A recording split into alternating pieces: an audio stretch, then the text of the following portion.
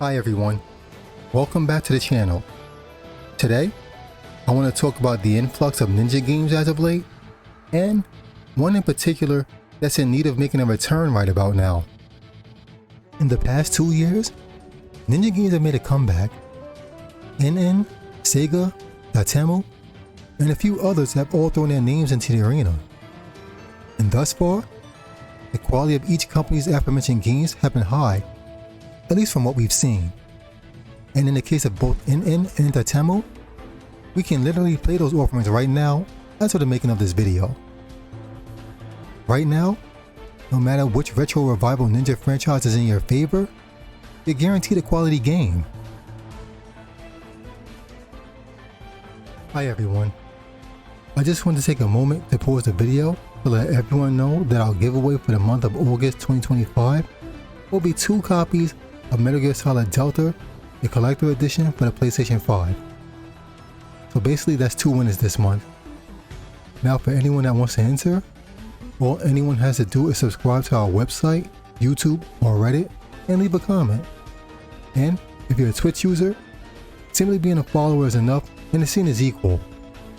The winners are chosen by our randomizer at the end of the month. And as usual, I'll be in touch with you at that point.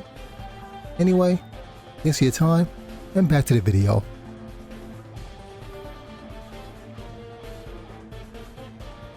On August 29, 2024, developers Natsume Atari and Tenjo Project, along with publisher NN Games, revived the Nintendo Entertainment System classic. That classic was Shadow of the Ninja. Back in the day, this was one of the more enjoyable 2-player co-op games out there. And that still holds up true even now in the modern era. This game blends both action and puzzle elements, and what actually comes out the result in a rare couch co-op game in this day and age. Currently, this one's available for all the major platforms. And I know for a fact that on PlayStation, you can download the demo. But to be honest, just do yourself a favor and buy this one. Yeah, it's that good. In late August 2025, Sega will be bringing back their classic ninja franchise in the form of Shinobi, Art of Vengeance, for all major platforms. The game has a cel-shaded look and the action is speedy without being unbearably fast, if that makes sense. It's been a long time coming, since we haven't seen a new Shinobi game since the 3DS days. And for the most part, Blizzard Cube did Streets of Rage 4 some real justice, so I expect nothing less for Shinobi Art of Vengeance from them.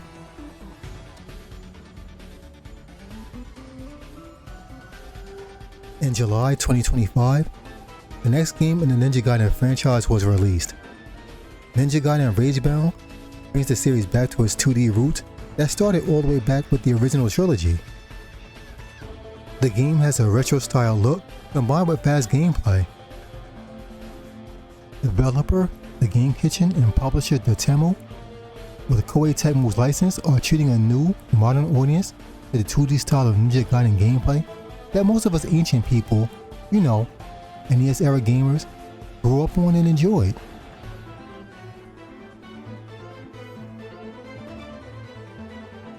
Now, that's 3 ninja games. 3 old franchises made new again in some way or form. But there's one franchise that comes to mind from the old school that's probably due for a new game right about now. With the ninja trend that's going on, now is the perfect time to bring this franchise back. Capcom can, and in my personal opinion, should occupy a seat at the ninja revival table with Strider.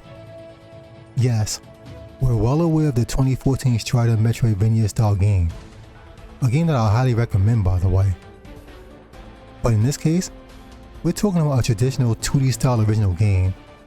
To me, this is one of those quote-unquote strike while the iron's hot situations.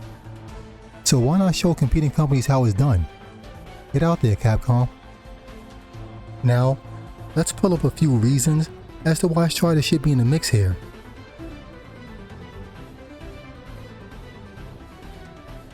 Reason 1, timing.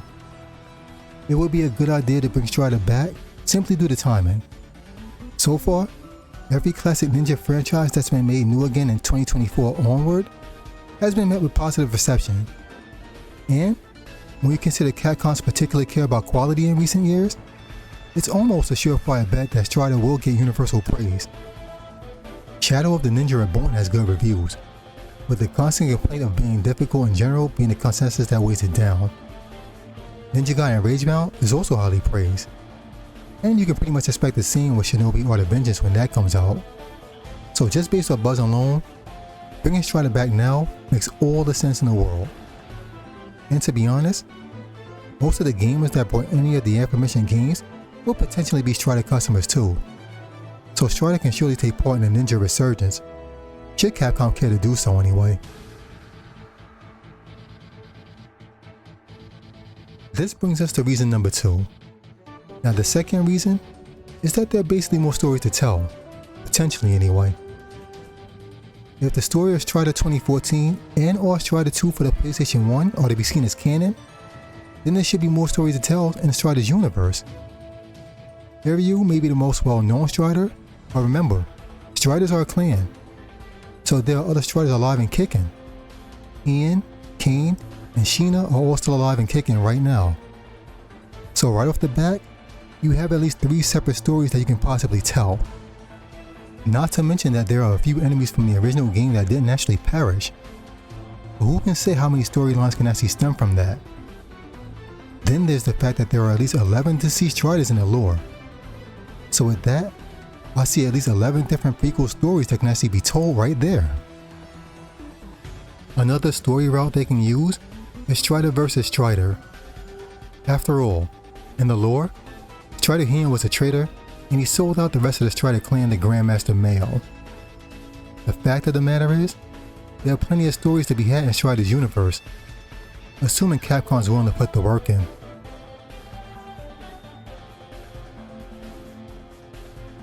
This brings us to our third reason, Prominence.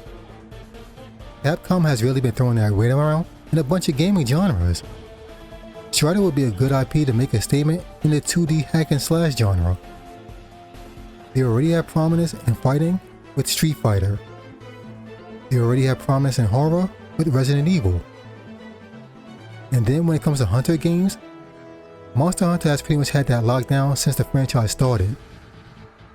The Strider IP could give them a mainstay foothold in the 2D hack and slash genre. And for the fourth and final reason I can think of, multiplayer.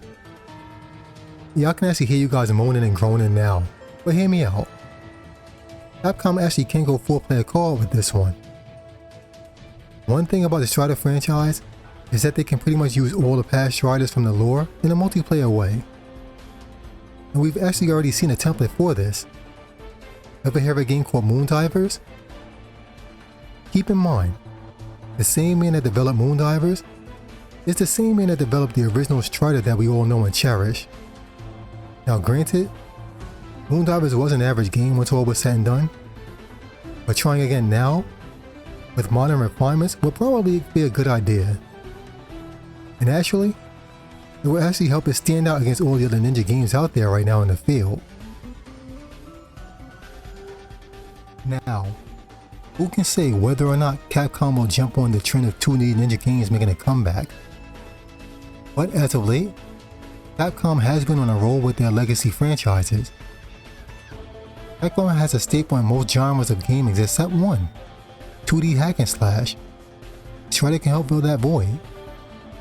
And with all the other Ninja franchises that were once old being made new again, it might be time for Capcom and Strider to make a return and show everyone how it's done.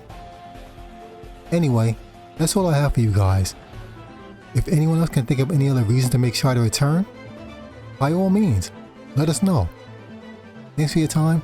Take care.